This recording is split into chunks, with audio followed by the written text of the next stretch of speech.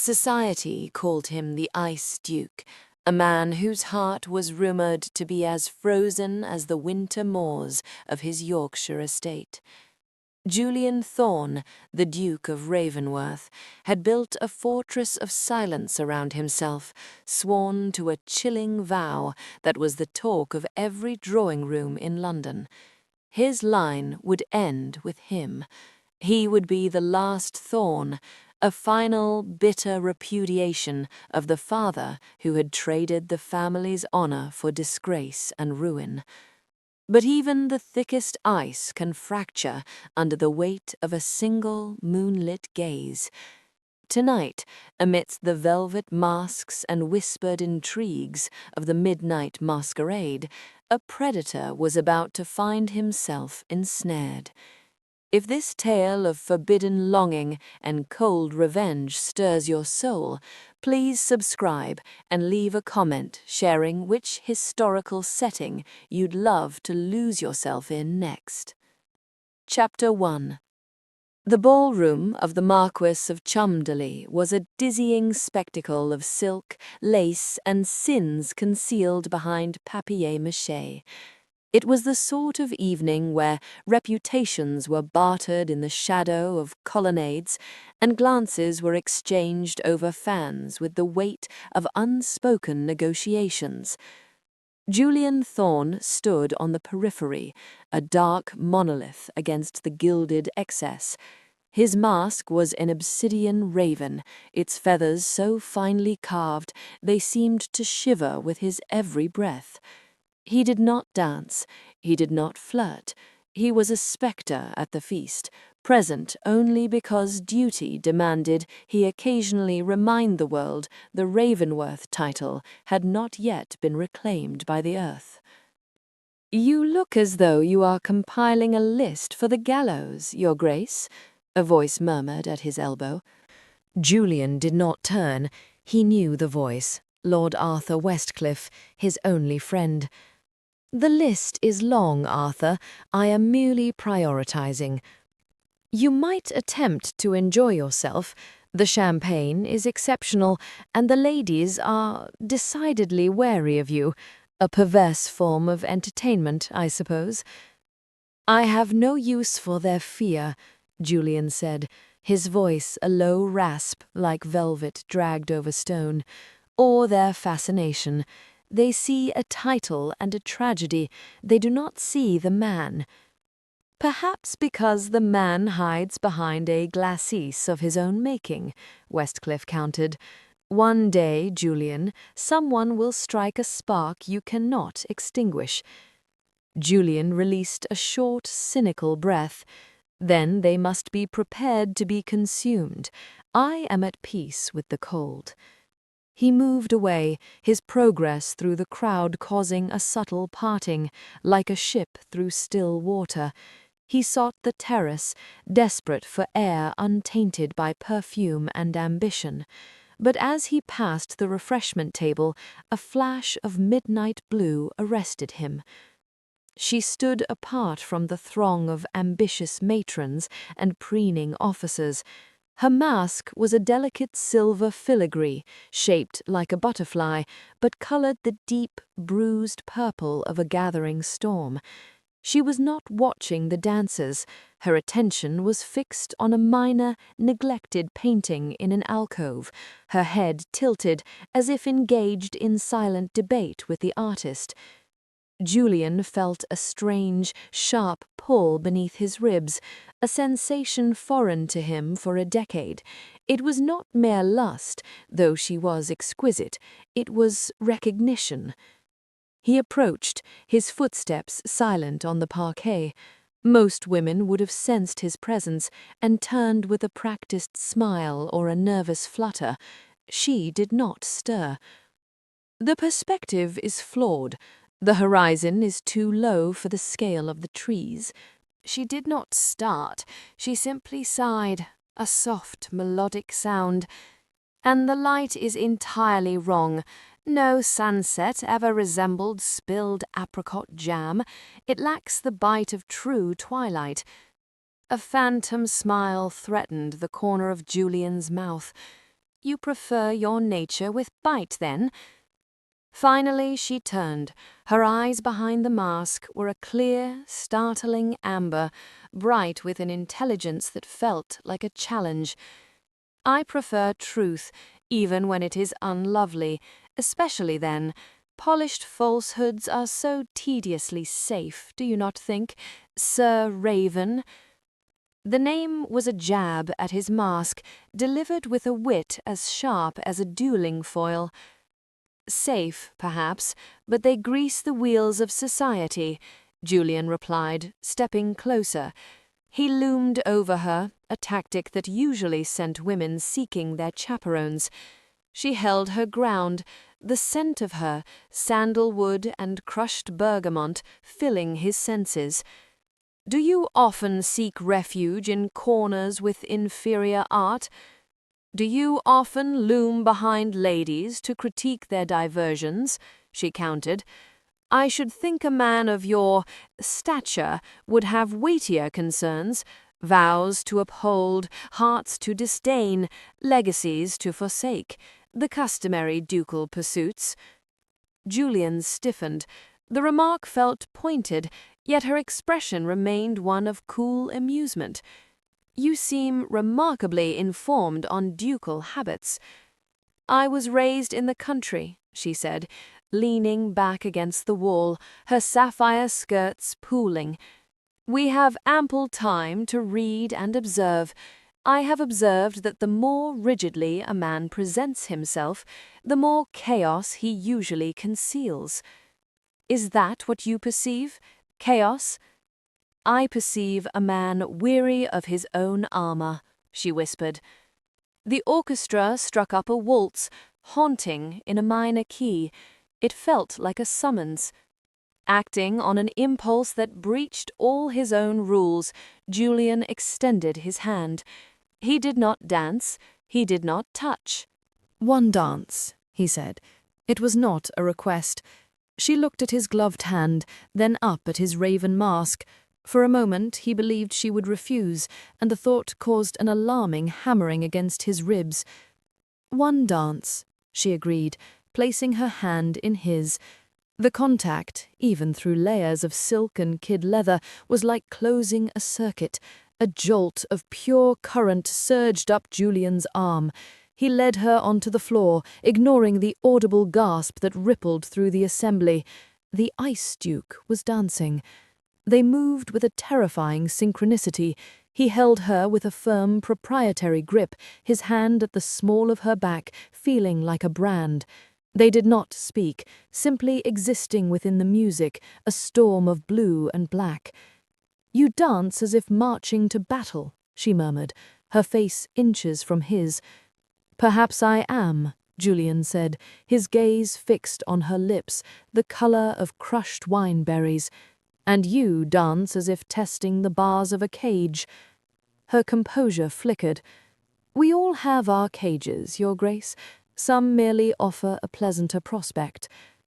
Who are you? He demanded, the need to know a sudden ache. Beneath the mask, give me a name. She spun out and back into his arms, the movement fluid and taunting. A name is a perilous gift for a man who vows to destroy what he cannot possess. Tonight, let us be two phantoms in a ballroom. As the music swelled, Julian drew her closer than propriety allowed, his thumb grazing the edge of her ribcage. He felt her breath catch, saw the pulse fluttering in her throat. For a heartbeat, the world vanished. No ruin, no vengeance. There was only her heat and a desperate, starving need to tear the mask away and see the woman who dared to look into his abyss. Then the music ceased. She stepped back instantly, cool air rushing between them like a blow.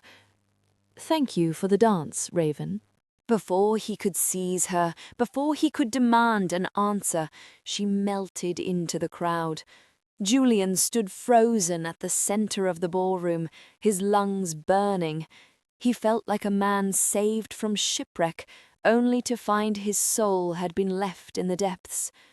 He watched the midnight blue gown disappear. He would find her. He would find her if he had to tear London apart.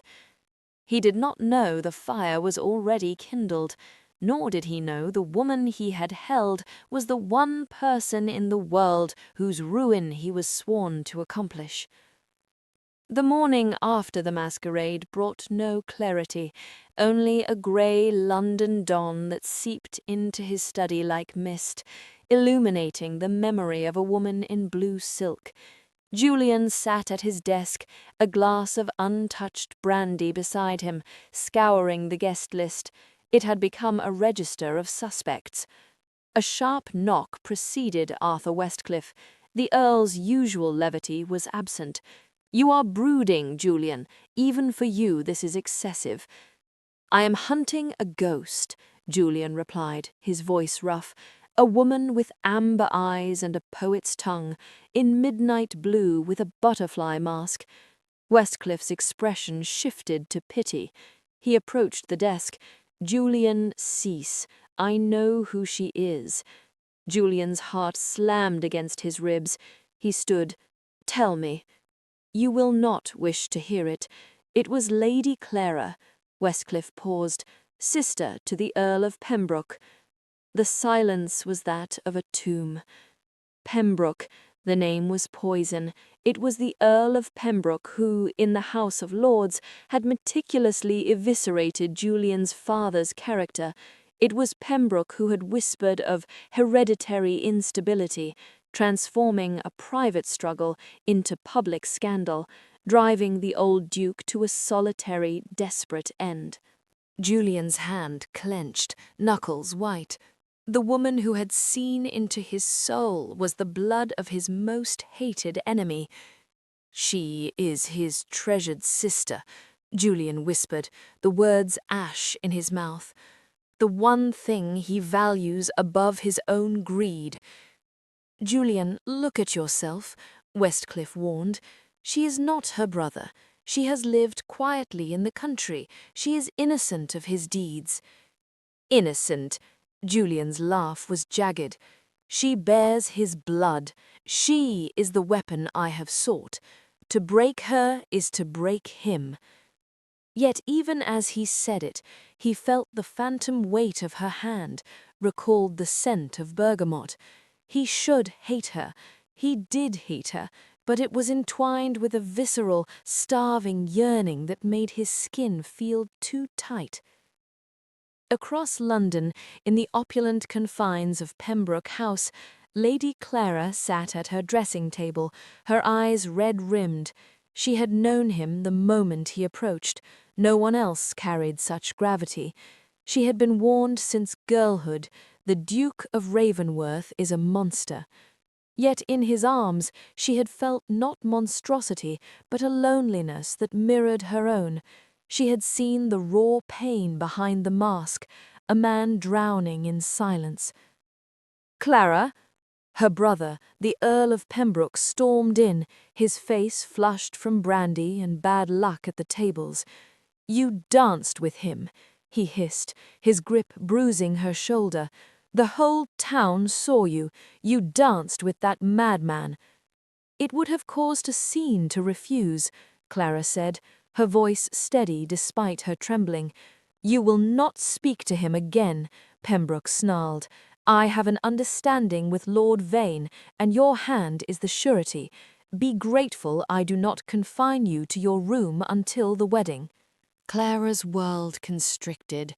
Lord Vane was decades her senior, a cruel man. Her brother was selling her to settle a debt of honour he himself had dishonoured. She thought of the Duke, who had looked at her as if she were the only real thing in a room of spectres. He was her family's enemy, a man sworn to solitude. Yet in that moment she knew she would rather be consumed by Julian Thorne's fire than wither in her brother's cold shadow. Meanwhile, Julian stood at his window, watching rain streak the glass. He pictured Clara, his enemy, his obsession. He would use her. He would draw her in and wield her to bring Pembroke to his knees. He told himself it was justice, but as he pressed the palm where her hand had rested, he knew it was a lie. He did not just want to destroy her family. He wanted to claim her. He wanted to protect her, and God help anyone, even her brother, who dared touch what was becoming, against all reason and vow, his. Chapter 2. The following week was a torment of strategic appearances. Lord Vane haunted Rotten Row, his black stallion a stark contrast to the pastel promenades.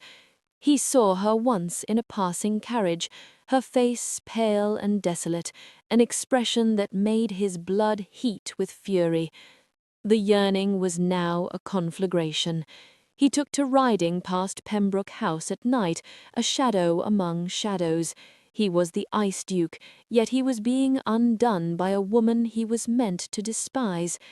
His agents confirmed it. Pembroke's debts were colossal. The price for her solvency was Clara's hand. "He is selling her," Julian whispered in his silent library, the intensity of his rage vibrating in the air. "He is selling her to a cur like Vane." His plan evolved. It was no longer mere revenge. It was conquest. He would take her, not as payment for a debt, but because some fatal symmetry had destined their paths to collide. He sat and wrote, not a challenge, but a summons, a trap laid with a single line. "Meet me in the library at the Ashton gathering, Friday next. Do not fail me, Butterfly." The Ashton house party was a maelstrom of forced merriment. For Clara, the ballroom was a cage whose door was closing. Across the floor, Lord Vane watched her with vulturine intent, laughing with her brother. The bargain was struck. She slipped away, her heart a frantic drum. She moved toward the one promised refuge, the library. The room was a sanctuary of shadow and old leather, lit only by a dying fire. "You are late, Butterfly." Julian's voice came from the darkness by the window. He was a silhouette against the moonlit panes. He did not turn, but his attention was a palpable weight. "I am not yours to command, Your Grace," Clara said, her bravado thinly veiled. "I did not come for games." "No?" He turned, and the firelight carved his sharp aristocratic features. He looked like a fallen angel. "Then why are you here, Lady Clara? Why flee your gallant suitor for the company of the Ice Duke?" "I know why," she whispered, stepping into his orbit. "My brother, he has sold me, to settle his debts." Julian closed the distance, his movements deliberate. "And why should that concern me? Your brother destroyed my family. Should I not applaud the poetic justice of your distress?" "Because you are not a monster," she cried, her hands grasping his lapels. The contact was an electric shock. "I saw the truth at the masquerade. You pretend your heart is stone, but stone does not bleed, Julian, and you are bleeding." The use of his name shattered his restraint. His hand tangled in the hair at her nape, tilting her face to his. His eyes were a storm of molten silver. "Do not mistake control for mercy. I should despise you. I should wish to see you shattered." "Then do it," she challenged, her breath catching. "It would be a kinder fate." The last vestige of hate crumbled, revealing the raw, starving desire beneath. Julian's mouth claimed hers in a searing, desperate collision. It tasted of salt, brandy, and a decade of stifled longing. Clara met him with equal fervor, her body alight with a need she had never acknowledged. He groaned, a sound of pure hunger, pulling her flush against him. "Clara!" The door crashed open. The Earl of Pembroke stood framed in the threshold, a candelabra in his hand, his face a mask of shock and opportunistic fury. "You villain!" Pembroke roared. "I'll see you destroyed for this. You have ruined her." Julian shifted Clara behind him, his protective stance instinctive and absolute. A lethal calm settled over him. Ruined? You who would auction her like chattel, you forfeit the right to speak of ruin. She was promised to Vane. This scandal will finish you. Julian's laugh was cold and dark. He stepped forward, his gaze pinning Pembroke. There is no scandal, only your ignorance. Lady Clara and I have had an understanding for some time.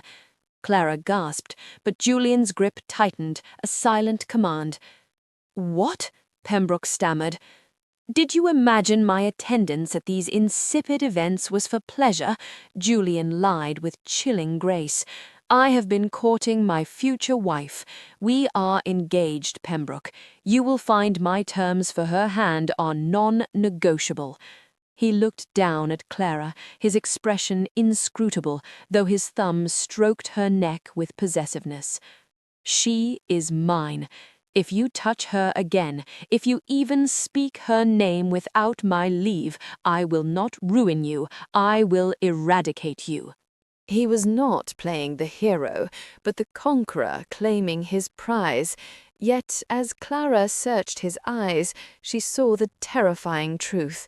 The man sworn to destroy her family had become her only sanctuary. Chapter 3. The engagement was announced by sunrise.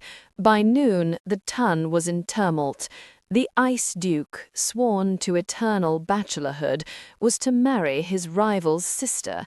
To the world, it appeared the ultimate vengeance.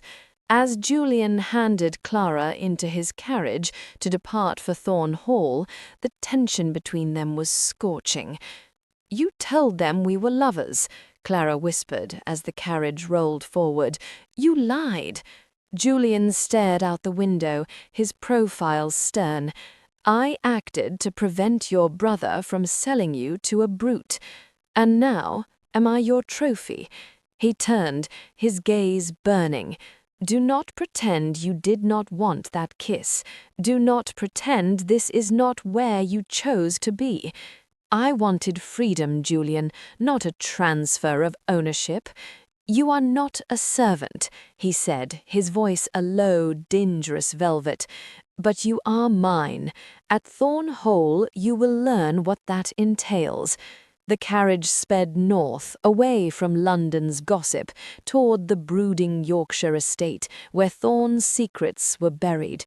Julian told himself he was keeping his vow, using her to spite Pembroke. But watching the sunlight catch the amber in her eyes, he knew the ice was gone.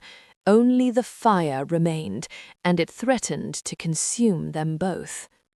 Thorn Hall was a fortress of memory, its grey stones lashed by the North Sea wind.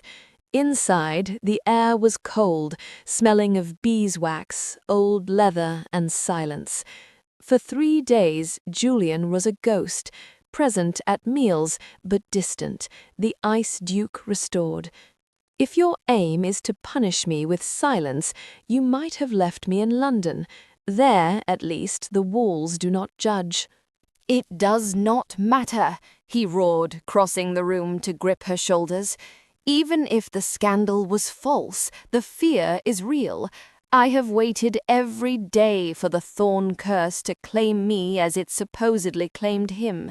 I cannot love you. I cannot risk passing on this ruin." "You are not ruined," she cried, cupping his face. "You are the strongest man I know. You have been protecting the world from a phantom. You push me away not from hatred, but from a love so fierce you believe yourself a danger to me." He froze, her words stripping him bare. The mask of the Ice Duke fractured, revealing the devastated boy within, the boy who had chosen to live in ashes to keep others safe. "I love you," she whispered, her forehead against his. "I am not afraid of the dark, Julian, not if you are with me." His arms locked around her, crushing her to him as if she were her only anchor. He buried his face in her neck, a broken sound escaping him. It was a moment of pure, agonizing surrender, the wall built to protect her, now dismantled by her love. Chapter 4. Their peace was shattered 2 days later by a royal summons. The Earl of Pembroke had petitioned the Crown, accusing Julian of abducting Clara under the influence of hereditary instability. A ball celebrating the king's birthday would be their stage. Pembroke intended to have Julian declared insane and committed. "We should not go," Julian said, pacing the library. "He will use the letters. He will say I am delusional." "We are going," Clara stated, her voice steely. "We will face them together. And then, Julian, we will burn my brother's lies to the ground." Julian looked at her, and the touch her and you die energy transformed from something dark into a fierce, protective radiance. He realized he did not need to be a monster to be a protector. He only needed to be hers. The final ball at St. James's Palace was an affair of oppressive splendor. Ascending the staircase felt like mounting a scaffold.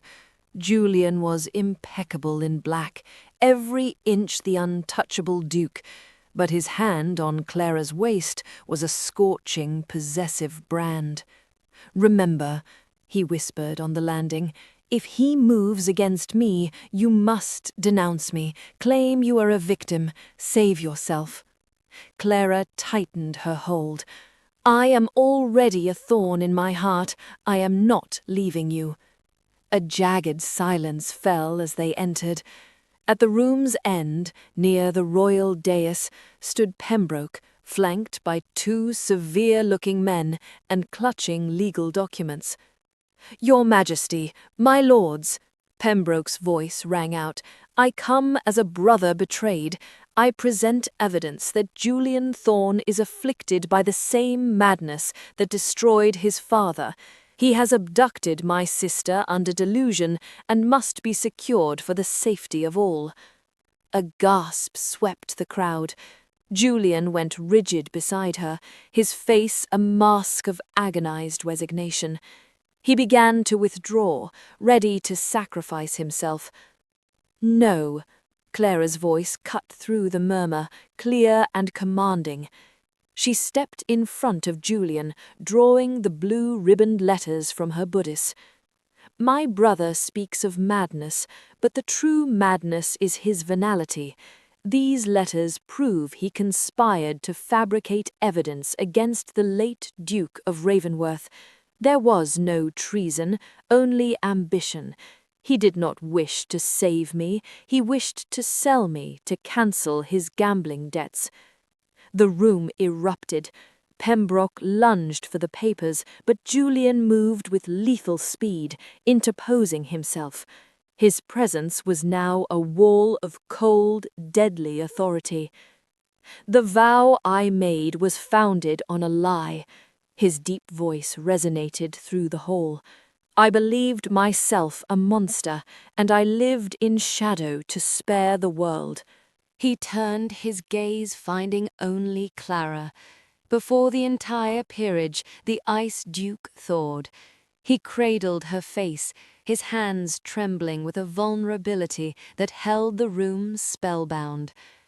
"But you," he said, his voice thick with devotion, "you entered the shadows and brought light.